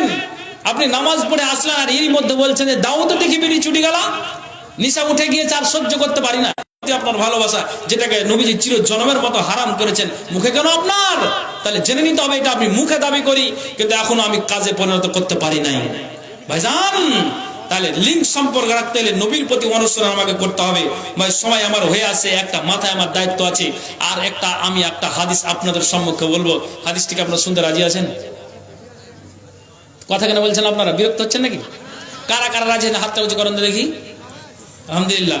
মোহাম্মদ তুমি ওগো খোদার পিয়ারা, আমিনা মায়ের তুমি নয়নের তারা, এসেছিলেন তুমি ওগো সেই নিসরাতে, মুখে তো খোদার বাণী কোরআন নিয়ে হাতে। মোহাম্মদ তুমি ওগো খোদার পিয়ারা, আমিনা মায়ের তুমি নয়নের তারা। একবার বলেন সুবহানাল্লাহ, সুবহানাল্লাহ। তো ভাইজান এই হলো নবীর প্রতি ভালোবাসা। তা আমি আপনাকে একটা কথা বলবো। কি কথা? বারা ইবনে আযিব থেকে হাদিসটি বর্ণিত, হাদিসটা আপনাকে শুনাই। আনিল বারা ইবনে আযিব রাদিয়াল্লাহু তাআলা আনহু আন্না নাবিয়্যা সাল্লাল্লাহু আলাইহি ওয়াসাল্লাম, বারা ইবনে আযিব থেকে বর্ণিত, নবীজি বলছেন যে শুনে রাখো আল্লাহ পাক রাসূল ঠিকই যেন হিজরত করে মদিনাতে এসে আল্লাহ পাক রাসূল সিত্তাহা আশারা শাহরান আও সাবআতা আশারা শাহরান, নবীজি মদিনাতে হিজরত করে এসে তিনি 16 কিংবা 17 মাস বাইতুল মাকদাসের দিকে মুখ করে নামাজ পড়েছেন। কতদিন বললাম? কথা বলেন। 16 থেকে 17 মাস মদিনাতে এসে হিজরত করার পরে, হিজরত করে মদিনাতে এসে আল্লাহ পাক রাসূল হাদিসের ভাষায় যা পাওয়া যায়, বুখারীর হাদিস, সিত্তাহা আশারা শাহরান আও সাবআতা আশারা শাহরান, মানে 16 কিংবা 17 মাস কোন দিকে মুখ করে নামাজ পড়েছেন বলেন তো? বললাম বাইতুল মাকদাসের দিকে ফিরে। কতদিন, কত মাস পড়েছে বললাম? 16 থেকে 17 মাস। কিন্তু নবীজির ইচ্ছা ছিল যে আমি যেন এই কেবলাটা যেন বাইতুল্লাহর দিকে হোক, এটা নবীর ইচ্ছা ছিল যে আল্লাহ বাইতুল মাকদাসের দিকে ফিরে নামাজ আদায় করছি, কিন্তু আমার এটা ইচ্ছা বা আমি এটা চাইছি যে কেবলাটা যেন বাইতুল্লাহর দিকে হোক। হ্যাঁ ভাইজান, মনে হয় আমি আপনাদেরকে বুঝাতে পারি না যারা দাঁড়িয়ে আছেন। ভাই যদি একটু বসতেন তো ভালো ভালো হতো ভাই। অনেক জায়গায় ফাঁকা আছে ভাই রে। আচ্ছা বসেন বসেন। এ ভাই আসেন, ভাই আসেন আসেন। ছেলে পেলেরা চলে এসো, চলে এসো।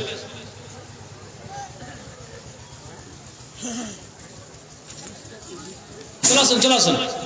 মহিলা বিভাগে যে মেয়েদেরকে দায়িত্ব দেওয়া হয়েছে আদায় করার জন্য, তোমরা প্রস্তুত থাকো। এখন আমাদের বক্তা সাহেব আদায় শুরু করবেন। মেয়েদের মধ্যে যে আমাদের বাচ্চাগুলো নাম ধরে রাখানো আছে, আদায় করার দায়িত্ব দেওয়া আছে, ওই মেয়েদেরকে বলছি তোমরা মহিলার দিকে চলে যাও এবং যখন বক্তা সাহেব আদায় শুরু করবেন এখন থেকে তোমরা ঘুরতে লাগো চাদর নিয়ে বা ব্যাগ নিয়ে। আচ্ছা ভাইজান, আমার 10টা পর্যন্ত শেখ সাহেব সময় দিয়েছেন, আর একটা মাথায় দায়িত্ব আছে। সব জায়গাতেই দায়িত্বটা আমার থাকে এবং ইনশাআল্লাহ যতটুকু পারি চেষ্টা করি। তো ভাইজান আমি শুধু হাদিসটাকে বলবো বলে আমি আমার দায়িত্বটাকে ইনশাআল্লাহ পালন করব। তো হ্যাঁ, আপনারা একটু আমার সাথে কথাটা বলবেন। কথাটা হলে এটাই যে ওই 16 থেকে 17 মাস মদিনাতে এসে আল্লাহ পাক রাসূল বাইতুল মাকদাসের দিকে ফিরে নামাজ আদায় করেছেন, কিন্তু রাসূলের ইচ্ছা ছিল যে কেবলা যেন বাইতুল্লাহর দিকে হোক। যাক, আল্লাহর নির্দেশ হলো।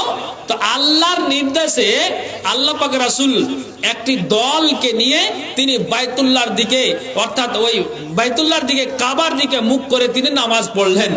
এ ভাই এদিকে খেয়াল করেন, আল্লাহর যখন নির্দেশ হলো 16 থেকে 17 মাস পর নির্দেশ পেল, তখন আল্লাহর নির্দেশে আল্লাহ রাসূল কি করলেন, একটা দলকে নিয়ে তিনি বাইতুল্লাহর দিকে নামাজ আদায় করলেন। একটা দলকে নিয়ে, ভাই এইদিকে এই হাদিসটা শুনেন কিভাবে নবীর অনুসরণ করেছে আর ভালোবাসাটা তারা অন্তরে রেখেছে, আমি এটা আপনাদেরকে বুঝাতে চাইছি। তো ওই তাদের মধ্যে নবীজি যাদেরকে নিয়ে নামাজ পড়ছিলেন, ওদের মধ্যে একজন ওই জামাত থেকে সালাম ফিরার পর বেরিয়ে এসে ফাবাররা আলা আহলে মসজিদ, মানে একটা মসজিদ দিয়ে মসজিদের পাশ দিয়ে গমন করছিলেন। কে? ওই ব্যক্তিটা আল্লাহ রাসূলের সাহাবী। তো নবীজি যে আপনার ওই জামাত সহি করে নামাজটা আদায় করলেন, আর সাহাবীরাও পড়লেন বাইতুল্লাহর দিকে নবী আল্লাহর নির্দেশে। তো ওই লোকটা বেরিয়ে আসলো, সাহাবীটা আসার পরে একটা মসজিদের পাশ দিয়ে যখন উনি যাচ্ছিলেন, তো দেখছেন যে একটা জামাত তারা কিন্তু আসরের নামাজটা তারা আদায় করছেন। ফামাররা আলা আহলে মসজিদ, যখন ওই ব্যক্তিটা মসজিদের পাশ দিয়ে গমন করছিলেন, তখন দেখলেন যে ওই লোকগুলেন আল্লাহ রাসূলের সাহাবারা, ওই মানুষগুলিন অর্থাৎ মুসাল্লিরা ওহুম রাকিউন, তারা রুকুর অবস্থায় ছিলেন। আর মুখটা কোন দিকে ছিল? না তো বাইতুল মাকদাসের দিকে ছিল। কিন্তু নবীজি 16 থেকে 17 মাস নবীজি বাইতুল মাকদাসের দিকে নামাজ আদায় করেছেন মুখ করে। তো ওই ব্যক্তিটা ওই নবীজির কাজ আপনার যেন নবীজির সাথে জামাতের সহিত নামাজটাকে আদায় করে বাইতুল্লাহর দিকে আল্লাহর নির্দেশে নামাজটা পড়ে আসলেন। আর যখন ওই মসজিদের পাশ দিয়ে যাচ্ছিলেন, তো দেখলেন যে ওরা এখনো পর্যন্ত জানতে পারেনি তারা কিন্তু বাইতুল মাকদাসের দিকেই মুখ করে নামাজ আদায় করছেন। আর তারা কোন অবস্থায় ছিল? রুকুর অবস্থায় ছিল। একটা মানুষ যদি আপনার বুকে হাত বেঁধে দাঁড়িয়ে যায় আর যদি বলে কেবলা এই দিকে নয় ওই দিকে, তাহলে তুমি চট করে ঘুরিয়ে নাও, ঘোরাটা সহজ হবে। কিন্তু ওই ব্যক্তিরা রুকুর অবস্থাতে ছিলেন।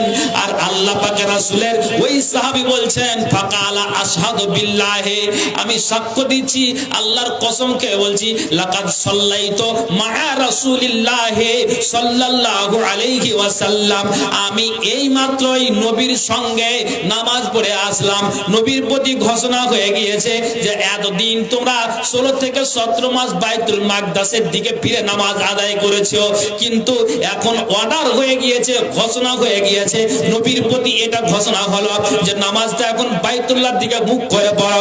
তখন নবীজি আল্লাহর নির্দেশ অনুযায়ী একটি জামাতকে নিয়ে, একটি দলকে নিয়ে আল্লাহ পাকের রাসূল তিনি ওই বাইতুল্লাহর দিকে প্রথম আপনার আসরের নামাজটাই পড়েছিলেন। তখন ওই ব্যক্তিটা বলছেন, আমি আল্লাহকে সাক্ষী রেখে বলছি এই মাত্রই আমি আসরের নামাজ নবীর সাথে নবী ইমামতি করলেন আর আমরা নবীর পিছনে মুসাল্লি হয়ে নামাজ আদায় করে আসলাম। ভাইয়েরা, তোমরা নামাজের অবস্থায় আছো আর আমি নামাজ পড়ে আসলাম, তোমরা এখন রুকুর অবস্থাতে বাইতুল মাকদাসের দিকে মুখ করে নামাজ পড়ছো। কিন্তু আল্লাহর নির্দেশ হয়ে গিয়েছে, নবী যখন বাইতুল্লাহর দিকে মুখ করে নামাজটা পড়লেন, অতএব তোমরা আর বাইতুল মাকদাসের দিকে মুখ করে তোমরা নামাজ আদায় আর করিও না, যেহেতু এটা হুকুম হয়ে গিয়েছে বাইতুল্লাহর দিকে।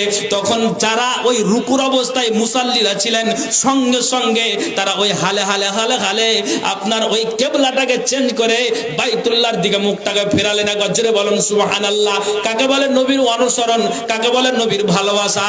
কেবলা বা দারু, তারা সঙ্গে সঙ্গে আপনার কেবলাটাকে আপনার চেঞ্জ করে নিলেন, তারা পরিবর্তন করে নিলেন। যে একজন ঘোষক পিছন থেকে ঘোষণা দিল যে আর তোমরা বাইতুল মাকদাসের দিকে মুখ করে নামাজ আদায় করিও না, যেহেতু আমি এক্ষুনি এই মাত্র নবীর সঙ্গে বাইতুল্লাহ দিকে নামাজ আদায় করে আসলাম।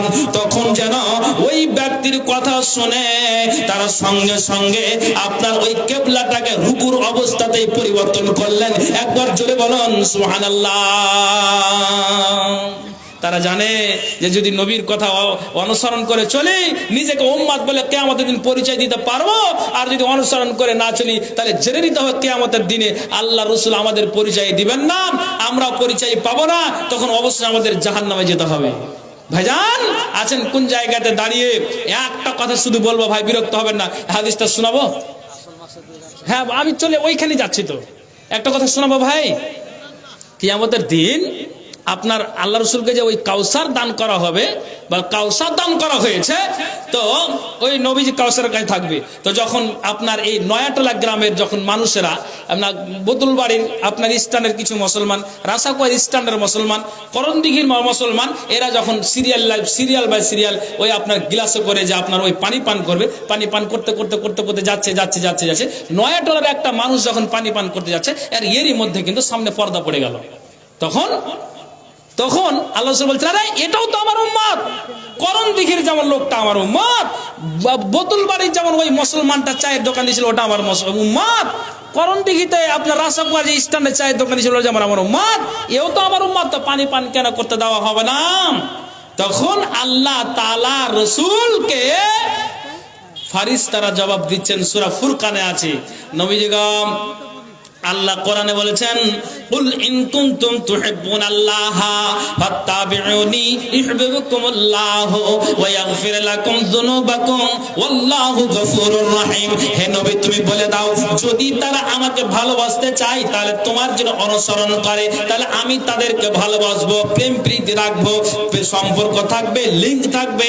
আর যদি তোমাকে ভালোবেসে না দেয়, তোমার অনুসরণ না করে, তাহলে সম্পর্ক লিঙ্ক আর থাকবে না। তখন ওই ফারিস্তারা জবাব দিচ্ছেন, আল্লাহ রাসূল গো, আপনি কান খুলে আমার কথাটা শুনেন তো। আপনি বললেন বতুলবাড়ির মুসলমানটা আমার উম্মত, করণদিঘির মুসলমান আমার উম্মত, রাসাখোয়ার মুসলমান আমার উম্মত, এটা আপনি ঠিক বলেছেন। নয়াটোলার মুসলমানরা তেমনি আপনার উম্মত। কিন্তু যেদিন আপনাকে আয়েশার কামরাতে মাটি দেওয়া হয়েছিল, আপনাকে যখন দাফন করা হলো, দাফন করার পরে মানুষেরা মুখ ফিরিয়ে যখন বাড়ির দিকে আসলো, সেই দিন থেকেই মরে যাওয়ার পর থেকে এই নয়াটোলার মানুষেরা কি করেছে, কালার রাসূল ইয়া রব্বে ইন্না কওমি ইত্তাখাযু হাযাল কুরআনা মাহজুরা। আল্লাহ রাব্বুল আলামিন কোরআন বলছেন, শুনে রাখো যে আপনি মরে যাওয়ার পর এরা কি করেছিল, আল্লাহর কোরআনকে ছেড়েছে, তোমার কথাকে ছেড়েছে, তোমার অনুসরণকে বাদ দিয়েছে। এক কথাই তোমার এবং আল্লাহর কথার তারা ব্যতিক্রম করে চলেছে, উল্টো করে চলেছে।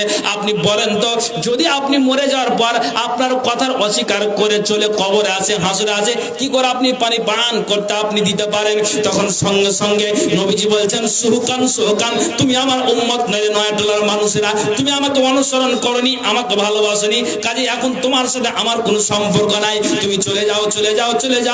আমি এক গিলাস দূরের কথা, এক ঢোকও আমি তোমাদেরকে পানি পান করতে দেব না। পেলেন, পরিচয় পেলেন? আমি শুরুতেই বলছি যে যদি এই সম্পর্কে লিঙ্ক, ভালোবাসা, অনুসরণ করতে পারি, তাহলে কিয়ামতের নবীকে আমরা কি উম্মত বলে পরিচয় দিতে পারবো। নইলে আমাদের কপালে যেন আমাদের কপালটা পুড়ে যাবে, সেদিন অসহায় হয়ে যাব, লাঞ্ছিত হয়ে যাব, লজ্জিত হয়ে যাব, সেই দিন আর কোনো আমাদের উপায় থাকবে না। নবী নিজে বলছেন, আল্লাহ আমি কতটাই আমি আমার উম্মতকে ভালোবাসি, আমি একটা কথা আমার উম্মতকে বলেছি, আল্লাহকে আমি বলেছি, আল্লাহ যতগুলি আল্লাহ আমার উম্মতের ওপর আমার যতগুলো আমার উম্মতেরা পাপ করে দেখি না কেন, আল্লাহ ঈসা নবীর আল্লাহ দোয়া করেছে যে তোমার কমকে যদি ছেড়ে দাও তাও তোমার বান্দা, মেরে ফেলে দাও তাও তোমার বান্দা।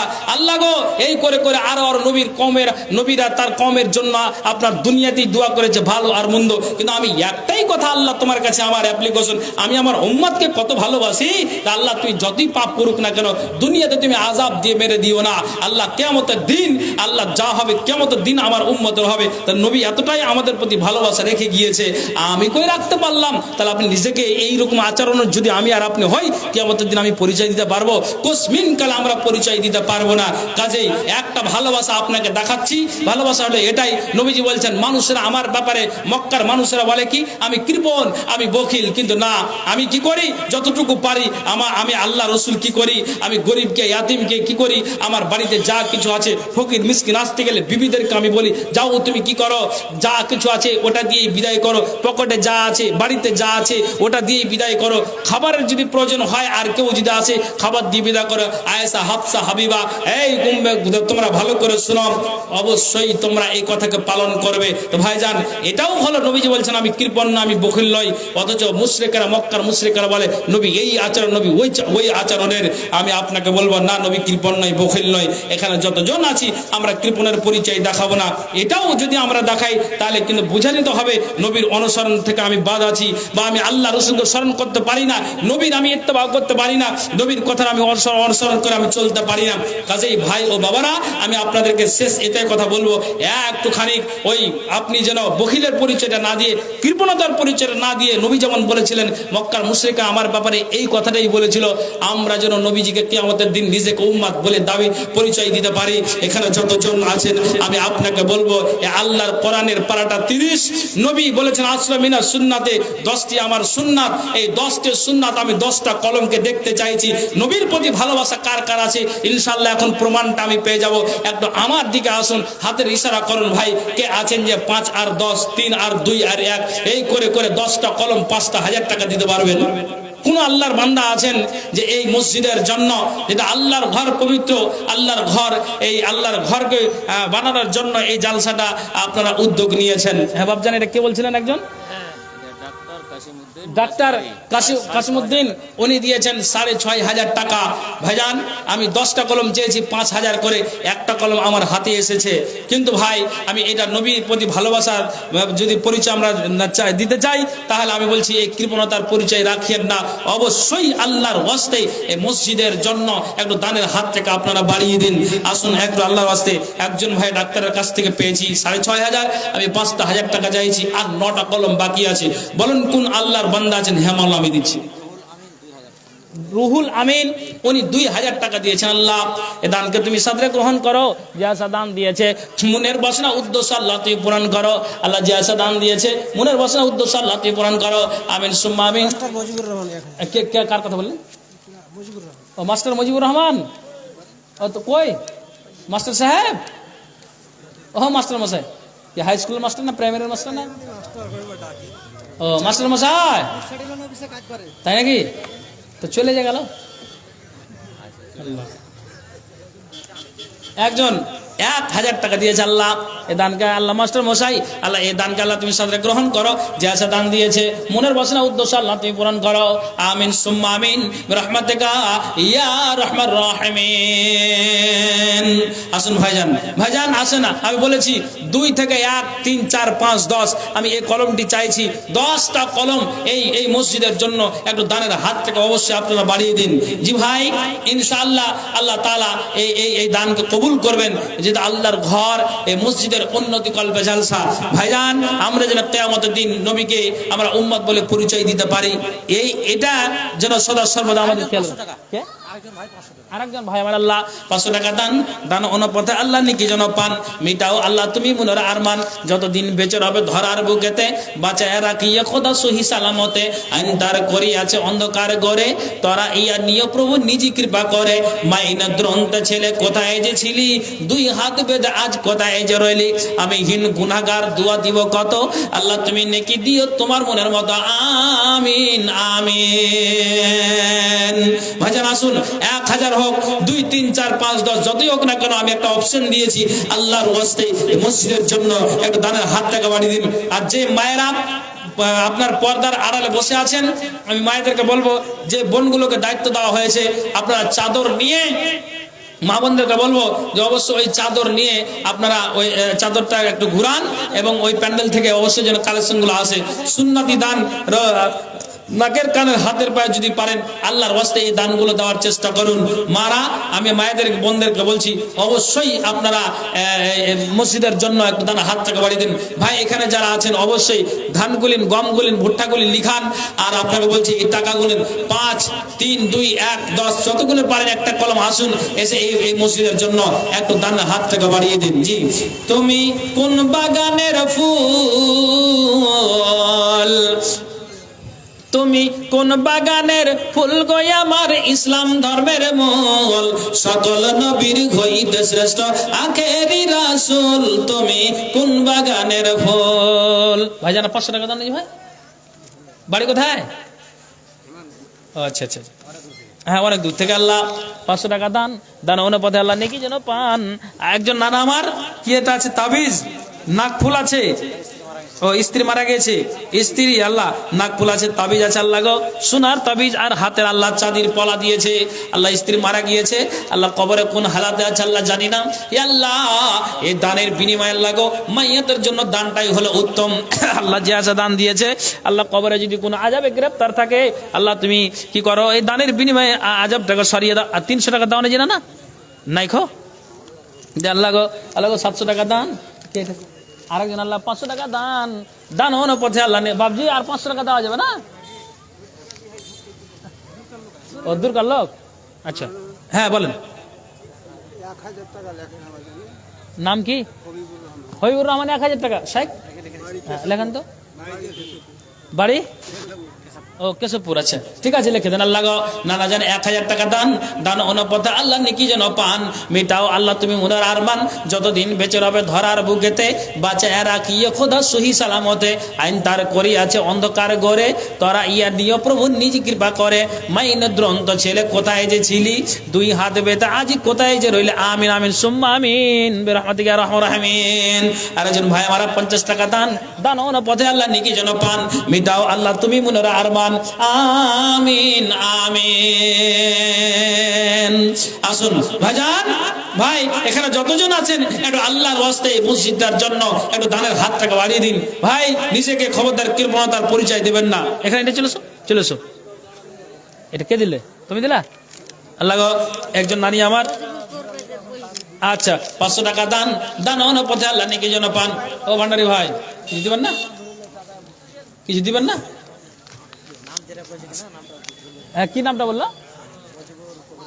হ্যাঁ মজিবুর কবিরাজের বোন, উনি দিয়েছেন 500 টাকা আল্লাহ দান, দান অনুপথে আল্লাহ নেকি যেন পান, মিটাও আল্লাহ তুমি মনের আরমান, আমিন আমিন সুম্মা আমিন বিরহমাতিকা ইয়া রাহমার রাহিমিন। কাল হাসরে ভীষণ মাঠে কি হবে উপায়, ভাবলি না রে গাফেল মানুষ, সময় বইয়া যায়, এমন আগুন দারুণ হবে, ঘামের সাগর বইয়া যাবে, নফসি নফসি করবে রূহ, কি হবে উপায়, ভাবলি না রে গাফেল মানুষ, সময় বইয়া যায়। ধাত্রীর বাড়ি যখন ছিলাম, পিতাকে না দেখতে পেলাম, বাড়িতে আসি এখন দেখি না তাই, ভাবলি না রে গাফেল মানুষ, সময় বইয়া যায়। ভাইজান একটু আসেন আল্লাহর হস্তে। হ্যাঁ হ্যাঁ ঠিক আছে, আমার নামগুলা বলবেন আমি ঘোষণা করবো। হ্যাঁ ভাই আসেন, যারা আসেন একটু তাড়াতাড়ি করে আসুন, মসজিদের জালসা একটু দানের হাত থেকে বাড়িয়ে দিন ভাই, যারা সামনে আসেন অবশ্যই বলুন। হ্যাঁ মসজিদের জন্য। হ্যাঁ বজলু সাহেব উনি দিয়েছেন মসজিদকে কেন্দ্র করে 2 কুইন্টাল রড। আল্লাহ এই দানকে আল্লাহ তুমি সামনে গ্রহণ করো, জেসা দান দিয়েছে মনের বাসনা উদ্দেশ্য আল্লাহ তুমি পূরণ করো, আমিন আমিন সুম্মা আমিন বিরহমাতিকা ইয়া রাহমার রাহিমিন। কোনটা পোয়ালে শুতেছিলেন নাকি? সবই ভরে কেনা হে 50 টাকা। আচ্ছা ঠিক আছে আল্লাহ, হ্যাঁ ঠিক আছে আল্লাহ 50 টাকা দান, দান অনুপথে আল্লাহ নেকি যেন পান, মিটাও আল্লাহ তুমি মুনার আরমান, আমিন আমিন সুম্মা আমিন। তাড়াতাড়ি জানতে ফেল লাগবে। হ্যাঁ মাগো কেন যে বান্ধা ছোট রে, কি হলো ভূমিকম্প হলো নাকি? আচ্ছা মাগো কেন যে বান্ধা ছোট রে, মায়া